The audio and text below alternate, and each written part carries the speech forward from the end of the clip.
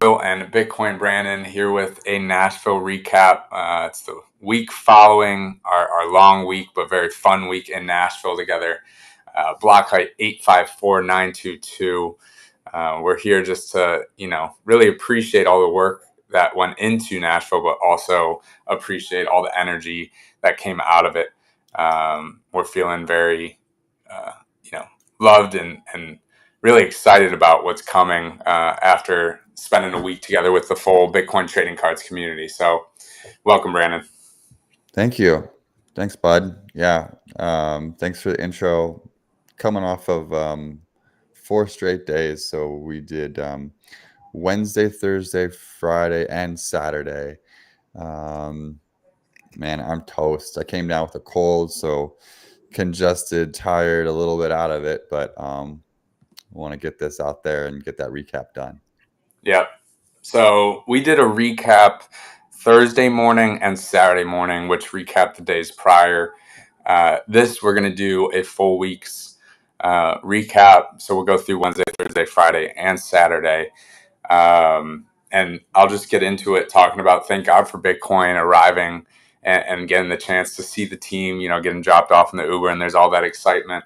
I didn't know what thank God for Bitcoin looked like. I didn't know who was even there volunteering of the pack stackers. And, that immediate moment of seeing Gabe, you, I think Jonas were some of the first people I saw getting those hugs in. And then getting right to, of course, looking at the event cards. It was like, all right, let's say hi. Let me take a look at these event cards. I got a couple, and I'll just show at least right now. Here's that Liberator from the Bitcoin mining, or Dirty Coin, apologies, movie. Turned out super sick out of 500. And the Dirty Coin, this is the orange rabbit variation, or the original design. Also out of 500, super cool. So I went through digging for those and pulled out one of each. And then I got surprised with the jersey that Brandon has hanging behind him. Yeah. Which is a super sweet surprise. It's a super sweet jersey, man. Look at that. I don't know what this looks like, but look, I got my name on it. Bitcoin Brandon. There we go. It's just kind of awkward, but it's got the sweet logo there. On the back, it says TBTC 21. Nice. Hodler's official. Super quality. So all the team volunteers got this. And quite fun being there, all gussied up in the same uniform and looking legit. Yeah. So I believe it's Chris, right? Chris at Hodler's official. Corey at Hodler's official. And a lot of Chris's in the space. But Corey, shout out Corey for the work and the partnership that turned into something really cool for the team to be able to rep and show, a united front that's far more on brand than a bunch of t-shirts. These jerseys really stood out and kind of told people what we were about before we even opened our mouths. So that was really fun. After, I got that on right away, and then Gabe started ripping, right?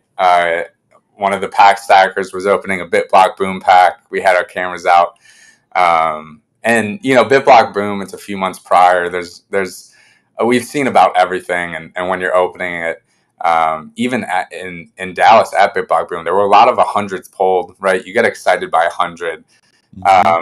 You never expect to see the out of 21, and there's Gabe pulling the horizontal, and we're like, oh, horizontal, and it was so quick, and there it was, Boomers in Bitcoin out of 21, a special number as well at 13 out of 21. I was going crazy. I know he was going crazy. Everybody was going crazy. Crane had just arrived, and that was my first time meeting Crane, and I was like, yo, Crane, like no way. So a ton of fun there. Congrats to Gabe. Which led us into a much more calmed Dirty Coin screening. Shout out Alana and the team that put that together over the past couple of years.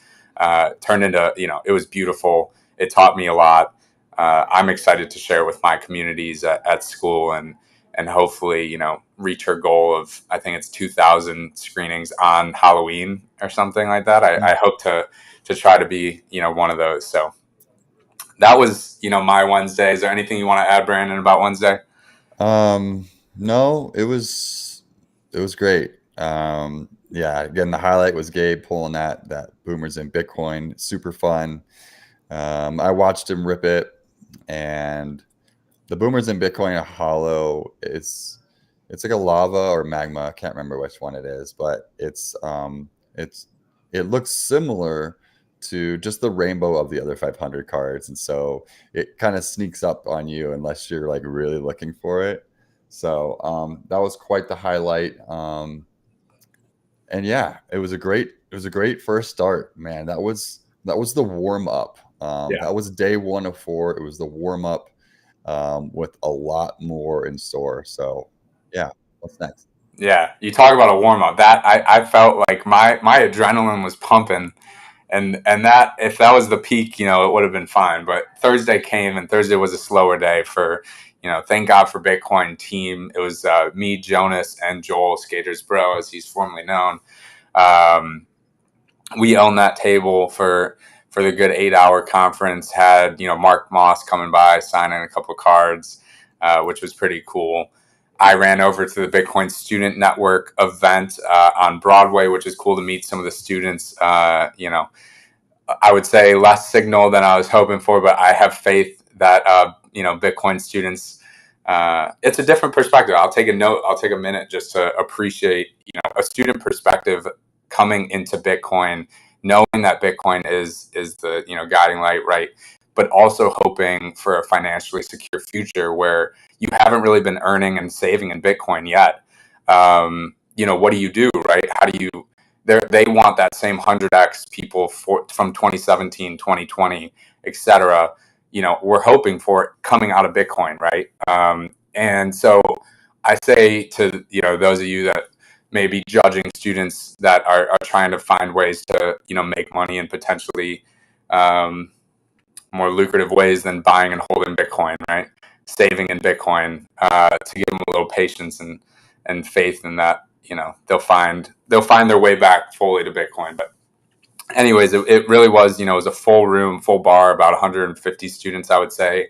I think it's Arsh and Ella who led the cause. I know Lisa Huff was there.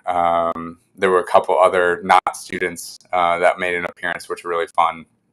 And then after that, I wound up meeting you guys at the pleb party, which was really cool, running all day. Shout out Anders. That had a specific card I don't have with me. I can't show it off. But super cool. You could say it was the coolest. If you got one, you got one? No, don't Yeah, worry. let me see. Let me Yeah, see. you see. So this card, it's out of 121. It's a cracked ice. It's got Anders, sick ass abs, right? A nice 6-pack for the young man. Hanging with Satoshi. And again, being only 121 of those, I know there were a few hundred people at the pleb party. I'm pretty sure all those cards have been handed out. That event with the gourmet hot dogs, it doesn't get much better than that. You know me. Let's see.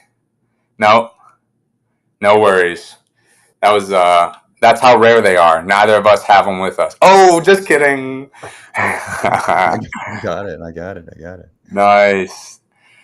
So as I was saying, it's Honors hanging out with Satoshi, that cracked ice. It looks smooth, very beautiful.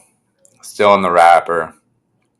Nice graffiti on the back. Not individually numbered, but that is that out of 121. What do you think, Brandon, about keeping them in their original packaging? Um, I don't know. As far as keeping them secure and safe without getting any smudged and messed up. I mean, this isn't the standard, right? This is just it is thicker, somewhat material, but if you wanted to keep it in this, you're definitely going to get a need to have some type of like a pack case, like an Ultra Pro case that you would put it in. That's an idea. I'm not sure. I was thinking maybe of taking scissors. This material is tough. I was thinking Yeah. about taking scissors, putting it in a penny sleeve, and just storing it like how I normally store my cards. But I don't know. It could go either way. Yeah, I'm one for original keys taking, but I'm having, I definitely need a case for it. I definitely need a case for it of some type. Um, but Yeah, I'm leaving mine in the pack for now. We'll see. Raja. But yeah, you want to say anything on Industry Day? How that was with the team over Yeah.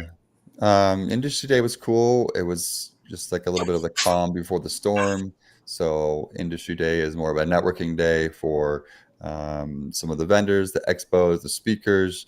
They get to all mingle and talk to each other. And there's a special Bitcoin conference app where they use to, talk to each other, network, and make meetings and stuff like that. So um, it was a little bit, it was chill. It was nice. It was chill. It was another warm up day, catch our breath. Got to meet some people, sold some cards. But yeah, we got out of there and we rolled into, right after that, we rolled over to the pleb party and we saw you. Pleb party was pretty sweet. Music, food, some kind of gourmet hot dogs. I think they had some tacos, had some other stuff around there too. But fun atmosphere, and yeah, it was good. How about, I know we talked about this on the daily recap, the Bitcoin Mining Museum's newest collectible, Mm, the Michael Saylor out of 500 signed S2 OPP card, and he's got two of them. mm, Uh, mm, mm-hmm. do we expect pack stackers to have an opportunity to meet Michael Saylor and get more autographs in the future?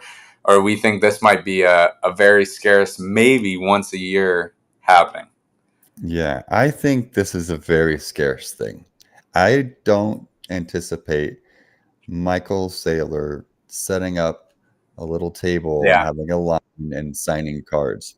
The way that the Coin Dad did this, he was in a line to meet him, and then he saw Michael Saylor was walking off, so he cut out and he just like he did some ninja moves and got in front of him and got him to sign it. I think if we see any other signed autographed cards by Michael Saylor, it's gonna happen with these special situations where Yeah. someone caught him at the right moment. I do not think that he's gonna be regularly attending anything else. So as far as we know, there's like two autographed cards by Michael Saylor.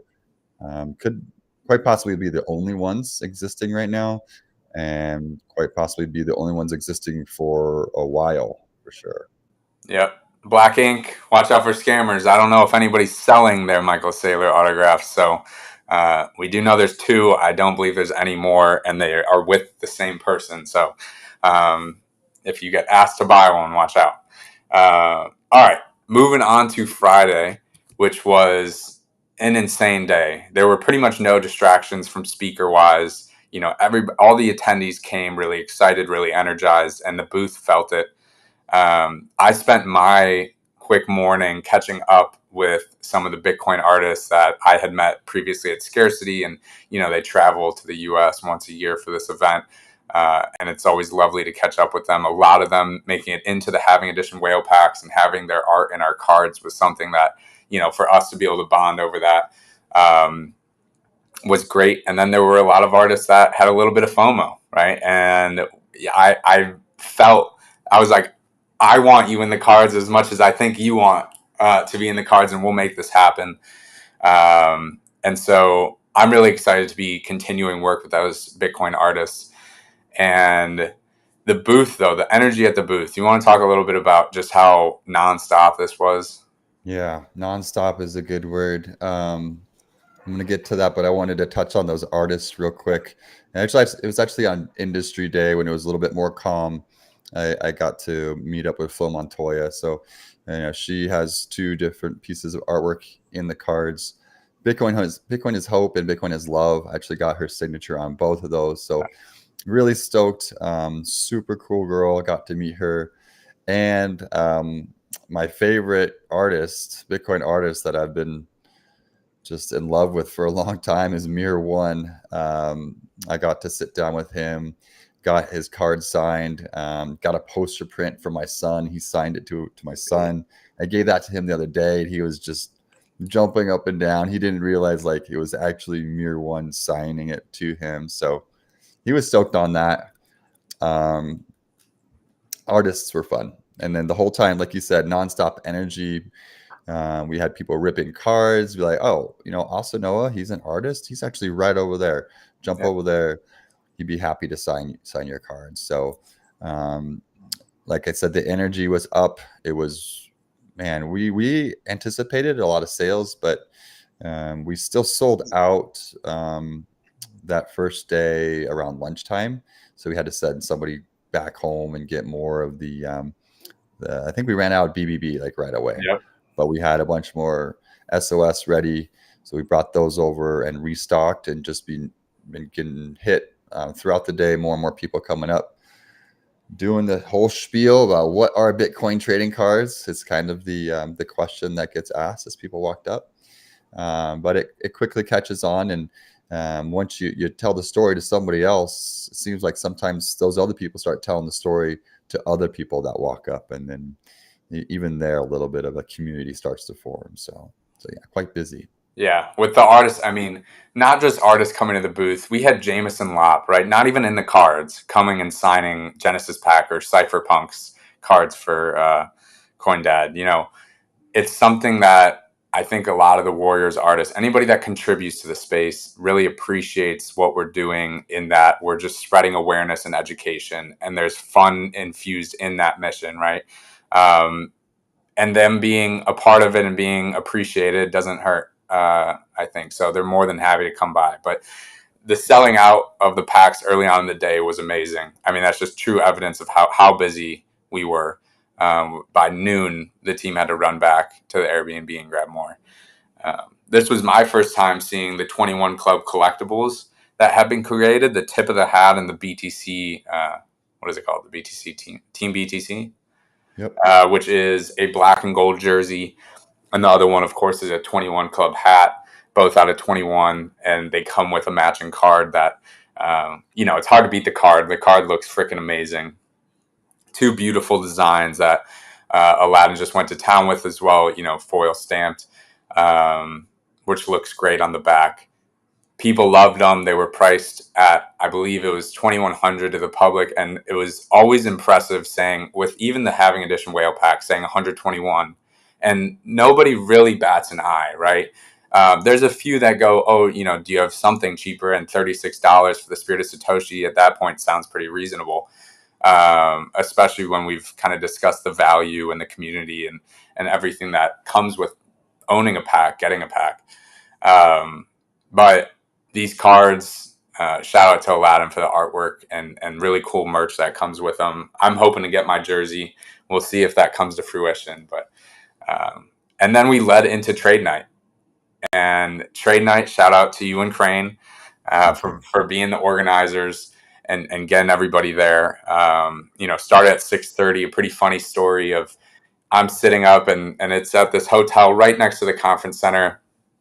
I'm at the bar with about 5 of the pack stackers in the community, which is just to the right once you get out of the elevator. And Crane, I expected him to be there at like 6:15, just waiting for us to show up. And when I got there with everybody, I was like, where's Crane?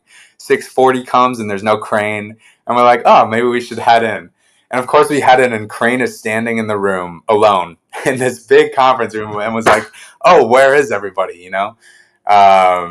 But there was a little bit of funny miscommunication. It was really good. I think him being somebody that loves the hobby so much, of course he's a Bitcoiner, but loves the trading cards and the connecting part of it, as well as you, of course. But to see this happen and be so successful, where we had incredible diversity of the community show up from newbies to whales, from kids to teens and adults, men and women. Everybody was represented. We had 2 other organizations, Shamory and Panties for Bitcoin. I don't know if there was another one, but at minimum, those 2. Murph and Brandon were getting some content. And I know I ripped off, it was like 5 trades in the first half an hour. I was just, give me, do whatever, right? Like, let's just trade, guys. And that was amazing. Wound up making a pretty big trade with Brandon G to secure a card I had been hunting for a while. I wrote a blog up on it that I'll be getting out into the community. here today, titled "Discover the Excitement Inside the Inaugural Trade Night of a Groundbreaking Trading Card Project." And so it's not just about Bitcoin trading cards for me. This is a groundbreaking trading card project, right? If you are into trading cards, you are interested or should be in what we're doing over here at Bitcoin Trading Cards, because it's as innovative as, Michael Rubin, CEO of Fanatics at the National, got interviewed quite a bit this past weekend about what they're doing as now owners, essentially, of the hobby, to be innovative and to push it forward. And his answers were not necessarily convincing for me, maybe for others, but we'll see what he does in the following years. I do have hope, and I know that they are investing time and money. But if you want to see a startup that has innovative and creative ideas and will and fight, and a founder that's willing to lead the project forward, with these values of being on the forefront of trading card design, then you're in the right place at Bitcoin Trading Cards. So Trade Night for me, great success. Anything you want to? Oh, I will say Rebel Money's Penny Orange being pulled. Shout out D-Tung. I mean, insane pull out of the Having Edition whale packs. Rebel Money was one of the artists that was in the Bitcoin art gallery, and I believe come Saturday, D-Tung was able to get that card signed by the artist, and it was a really cool moment to be able to share between the two of them. But anything you want to add, Brandon, about Trade Night? Yeah.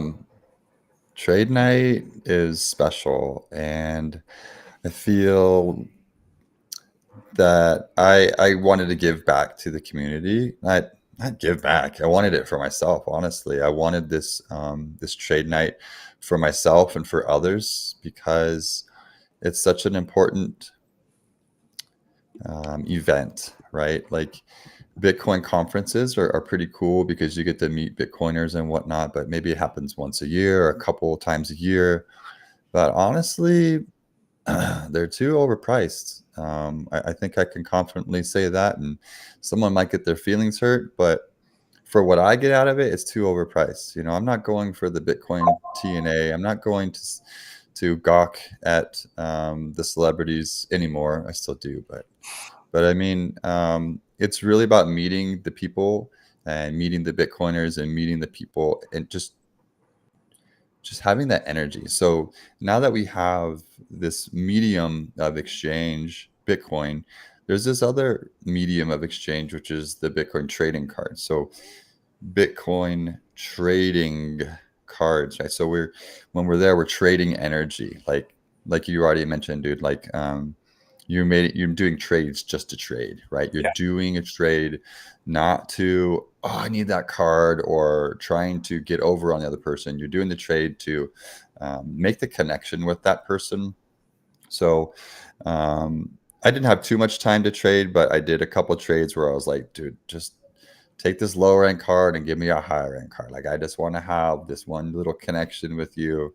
So now you know me, I know you, and we can just take that with us on to the next time. Now we can take this physical presence and connection into the digital world and maybe see each other again in person. So again, inaugural, like you said, the first time, it's the Genesis, it's the S1 of Trade Night. The next one we do, it's going to be double, triple better. I don't know if I can say, I don't know if I can say triple, but I want a card. I know that everybody was like, I don't want a card made for everything, but I want a Trade Night card. If you come to Trade Night, and it's really just once a year. I mean, hopefully we do it more, but at this rate, we're just happy to do it once a year at this scale. But that would be pretty sweet. Yeah, a Trade Night card, but it's going to be better, and more people are going to be coming. More people are going to be prepared. We're going to have more community.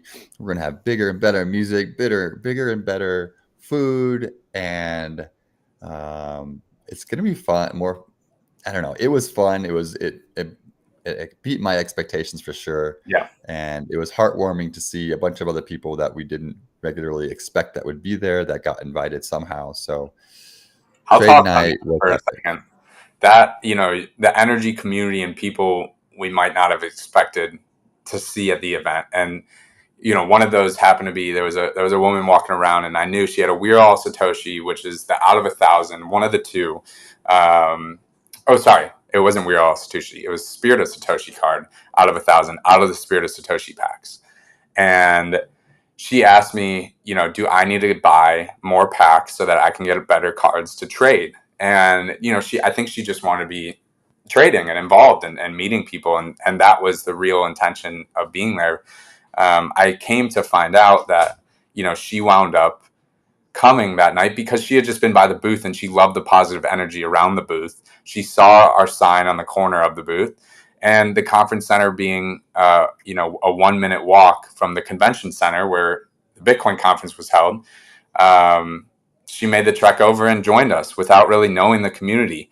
And for her to be that comfortable and excited, right, to go to this event, for me already was enough to say, like, hey, let me try to take you under my wing and show you. And this was the first time I'd ever done this. This is called a trade up challenge, where you start with any card, which isn't to be, it's no grail, and you try to trade up. And us going around the room, I know, Brandon, we have a funny story of me getting to you and being like, oh no, I'm going to have too hard of a time to trade up with Brandon, which I think we could have gotten a deal done in hindsight. That was on me getting overwhelmed with your PSA graded cards and all the good looking cards over there. So anyways, I know Jen hopped in the Telegram this morning and just thanked the community for being, I think, so welcoming and so fun. And that's really, for me, what it was all about is getting not only ourselves to have a good time. If we could have one, and we did have one new person, right? Even Gen Z Bitcoiners, the teenager there, is his name Ben, was hanging out, and I didn't know if he was in the community before, but seemed to be having a good time. And so getting one new person every time to really feel the sense of pride we have with our community, but of course the energy that we have within it, is something I think is really special. So yeah, very special. Cool. So on to Saturday. Saturday was a slower day. So day 2 of the Bitcoin conference, former President Trump was speaking, and that was supposed to be at 2 p.m., I believe. At, doors opened is something like 8, maybe a little later. And pretty much from that moment, the whole conference center floor seemed quiet. It took, really a few hours. We had some people coming and going, but everybody was waiting in line and kind of distracted by the speaker that was later. And I know Trump came on about 45 minutes later, an hour later, saying the Secret Service had to check some final boxes, but he didn't finish till around 4 p.m., right? And you took, a majority of the chunk of the day of the conference where people were kind of missing out, interacting with one another. But as soon as 4 p.m. hit, there was a massive wave. Everybody comes out of the room where Trump had spoken, and we're talking about everybody, right? 10,000, I don't know, 15,000 people just flooded the showroom floor. And we started selling. We got hot. The booth was cooking. Always fun chatting with people. The scarcity auctions were ending, so it was fun to kind of follow the artists. But I spent a lot of the day making more content and taking some pictures of around the conference floor. Because we had the time and opportunity to do so. Some of those you'll be able to see in any of the blogs I write up recapping the week. And I know I just want to touch on, at the end of the night, a few of us were out at a bar, and this was a feeling, this was a story, or a moment that I just felt in my heart, like, for this guy who came from Wyoming, and he's been in Bitcoin since 2017. He worked for the government, and he was 3 years from 100% pension, and this was the story he provided, but going to cut his wage in half, and he couldn't, he just couldn't live on that. So he left everything behind. He had his, in terms of professional career, but with his wife and kids, he went into Bitcoin and some alts, but 50% Bitcoin, and started using his carpenter skills to earn money in a business. And he's been doing that for 6 years now alone. He doesn't know anybody in his community that's Bitcoiner, and been able to have that conversation and really support his journey. And I can only imagine, the weight on his mind and heart as every day he's nervous and anxious. He's got conviction, but about this future. And so when he came up to a table of about 8 of us and goes, "Are you guys Bitcoiners?"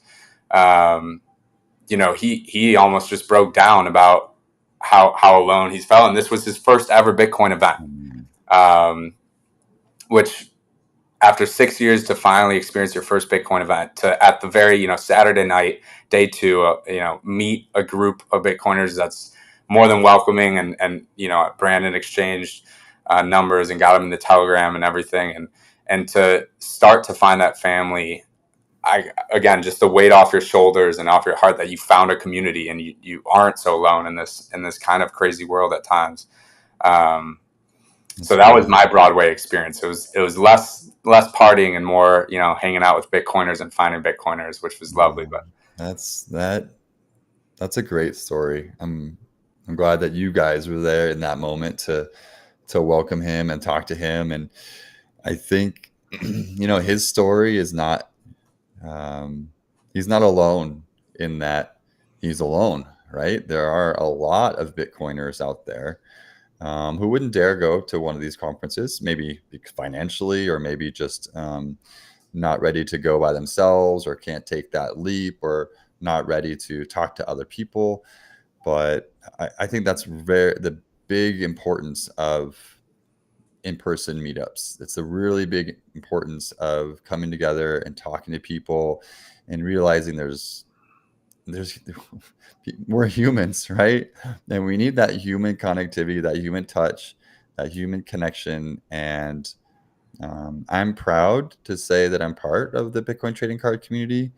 And it gives us another avenue, another vehicle to be able to trade between each other online, but as well as when it's in person, it's magical, right? And I think that's, again, another key point why we need more meetups, call them what you will, trade nights, more connections, more people coming off of the computer, coming off of the phone, in person, sharing a drink, sharing a meal, sharing a story.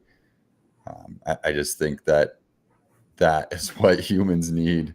Bitcoin and that kind of connectivity of human togetherness. yeah, on that point of coming together, this was the first time I had seen a Bitcoin event take place. Correct me if I'm wrong. I mean, it's the first time I was aware of one, especially at the conference. But I talked to a pack stacker's wife at the pleb party, and she was so happy to be able to find other women to share this journey with and feel represented. In her, the problem that Bitcoin solves is not just the money system is broken.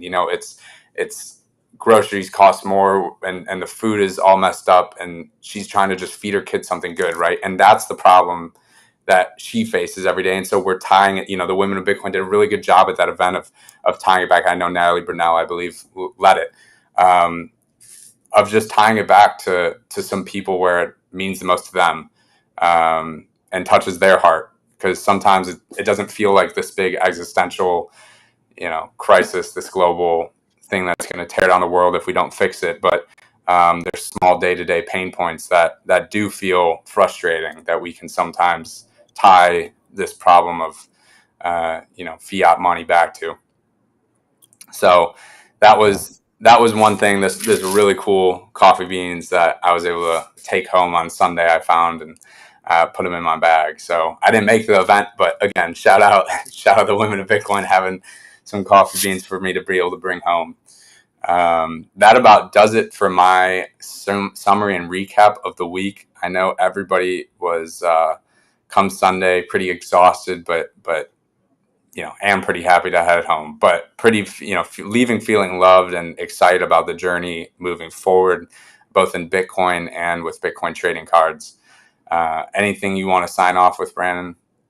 No, I don't think so. I think, yeah, you could hear it in my voice that it takes a toll, being on your feet for 4 or 5 days straight, talking to thousands of different people about a project that you're proud of, a community that you're proud of, a community that is helping each other day to day, a community that is real people, right? This community that we've a lot of us keep in touch on Telegram, and we've recently created the Bitcoin trading cards Reddit channel.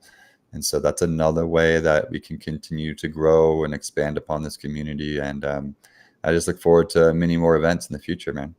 Absolutely. All right. Well, thank you for getting on. This is Bitcoin Brandon and Koil signing off the Nashville 2024 recap. We'll see you guys Thanks. later.